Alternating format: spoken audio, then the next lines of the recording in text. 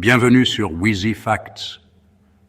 Aujourd'hui, nous allons nous plonger dans le monde fascinant des géants préhistoriques, où nous explorerons le règne du colossal Titanoboa et de son terrifiant successeur, le Vasuki indicus.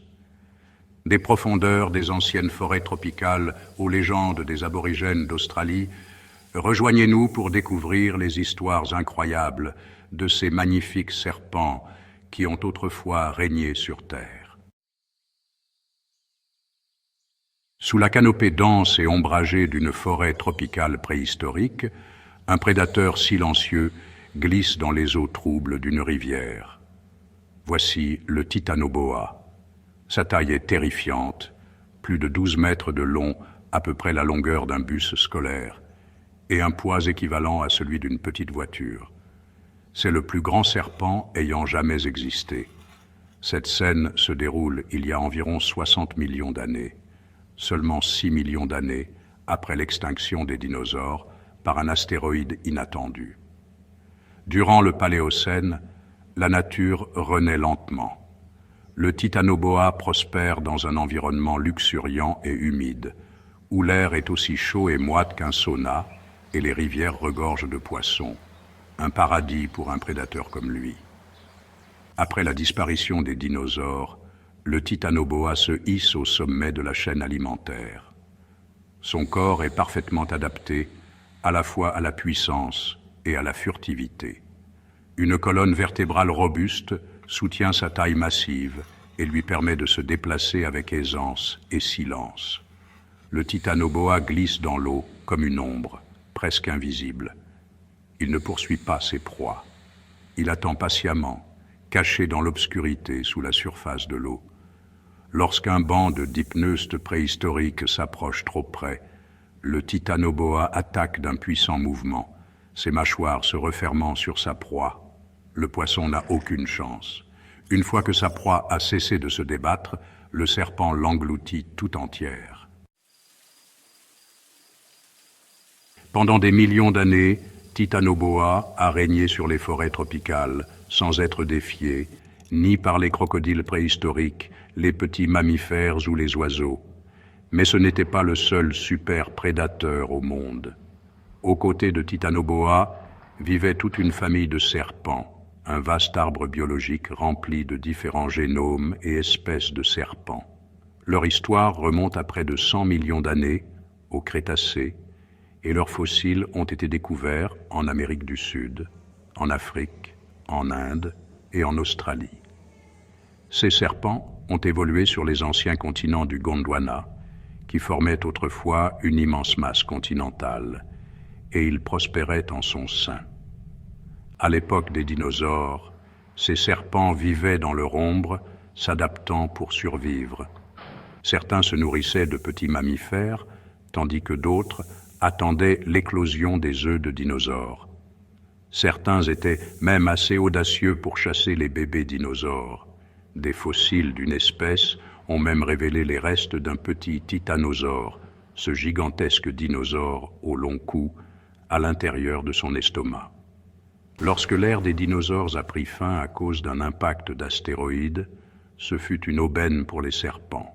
Le monde est entré dans une nouvelle ère de chaleur et d'humidité, créant un environnement idéal pour l'épanouissement des reptiles à sang froid. Les serpents, y compris Titanoboa, sont devenus plus grands que jamais, ainsi que leurs proches. Il y a environ 45 millions d'années, au milieu de l'Éocène, dans les basses terres tropicales de l'Inde occidentale actuelle.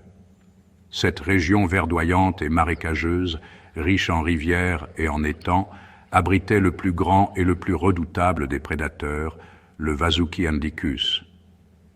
Le nom Vasuki a une signification particulière. C'est le nom du roi serpent dans la mythologie hindoue, enroulé autour du cou du dieu Shiva, symbole de puissance et de loyauté. La partie indicus de son nom provient de la découverte de ses fossiles en Inde. Vasuki était encore plus grand que le Titanoboa, atteignant jusqu'à 15 mètres de long, la hauteur d'un immeuble de 4 étages et pesant autant qu'un petit éléphant. Contrairement au titanoboa, qui préférait chasser dans les rivières, Vasuki chassait principalement sur terre, mais pouvait aussi se déplacer dans l'eau si nécessaire. Il se faufilait avec prudence dans les marais et se dissimulait aisément dans la végétation dense. Vasuki s'attaquait aux crocodiles, aux tortues géantes et même aux premières baleines qui peuplaient les points d'eau. Aucune créature ne pouvait résister à ses muscles puissants et à son étreinte constrictrice. Mais la véritable terreur résidait dans ses mâchoires.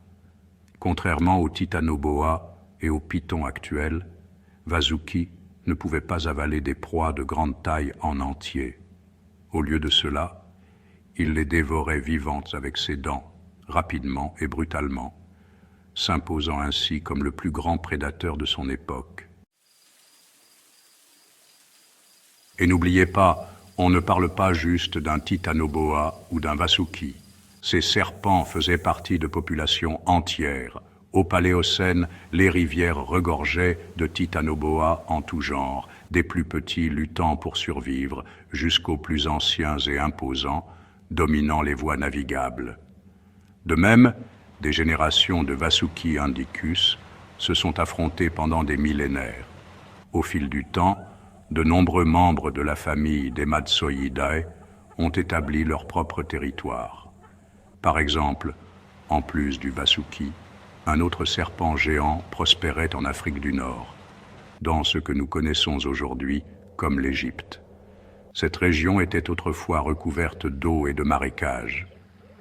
Avant que nous en apprenions davantage sur d'autres serpents, celui-ci était considéré comme le plus grand, mesurant environ 11 mètres de long, plus grand même que les serpents les plus puissants d'aujourd'hui, comme l'anaconda vert.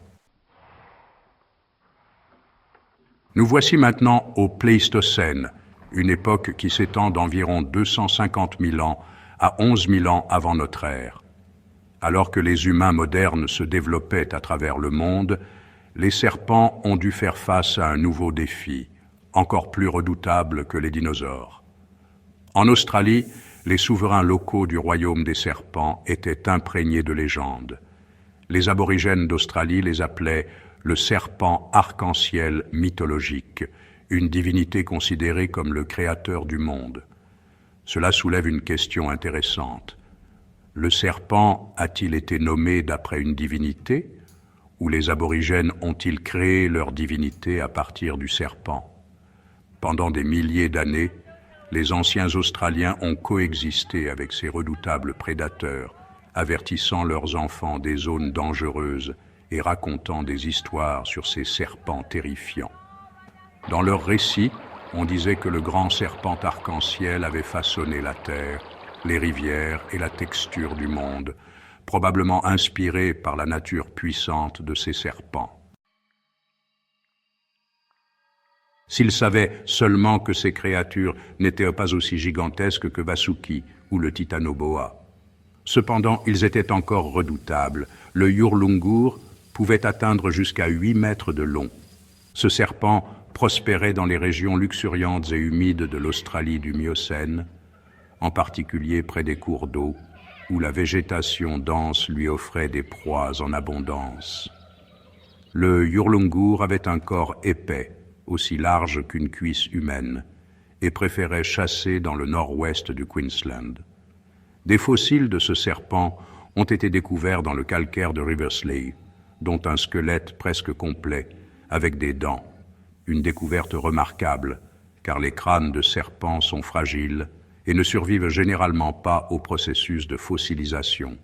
Comme ses ancêtres, le Yurlungur ne dépendait pas du venin. C'était un constricteur rapide et puissant. Heureusement, ces serpents n'étaient pas aussi cruels que leurs ancêtres. Leur étreinte provoquait rapidement un arrêt cardiaque chez leur proie, entraînant une mort rapide. Cependant, ils ne pouvaient plus avaler leurs proies en entier et n'avaient pas les dents acérées de Vasuki ou du titanoboa. Par conséquent, le Yurlungur et le Wonambi devaient tous deux manger leur nourriture lentement, tout comme les pythons d'aujourd'hui. Pendant ce temps, le Wonambi pouvait atteindre une longueur de 6 mètres. Avec une petite tête, ils chassaient principalement des marsupiaux, des reptiles et d'autres petites créatures qui s'aventuraient trop près. Les wonambis vivaient près des points d'eau, se levant à l'ombre et se fondant dans le sol poussiéreux. Si des kangourous et des wallabies venaient boire, ils ignoraient souvent le prédateur jusqu'à ce qu'il soit trop tard. Les serpents wonambis ont vécu en Australie pendant des millions d'années, s'adaptant aux changements climatiques et écosystémiques.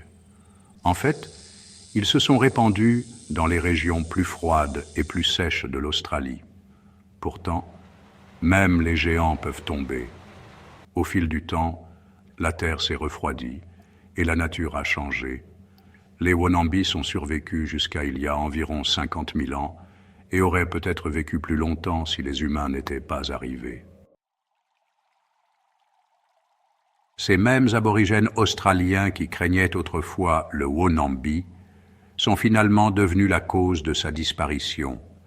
Après avoir été le plus grand prédateur pendant tant d'années, ce sont de petits primates qui ont fini par l'anéantir. C'est la loi de la nature. Finalement, tous les serpents géants ont disparu, ne laissant derrière eux que leurs fossiles et les histoires qui racontent leur existence. Alors que notre voyage à travers les âges de ces serpents légendaires s'achève, nous nous remémorons le fragile équilibre de la nature et le temps changeant de l'évolution. Rejoignez-nous la prochaine fois sur Wheezy Facts, où nous dévoilerons des histoires encore plus étonnantes du monde naturel qui vous émerveilleront.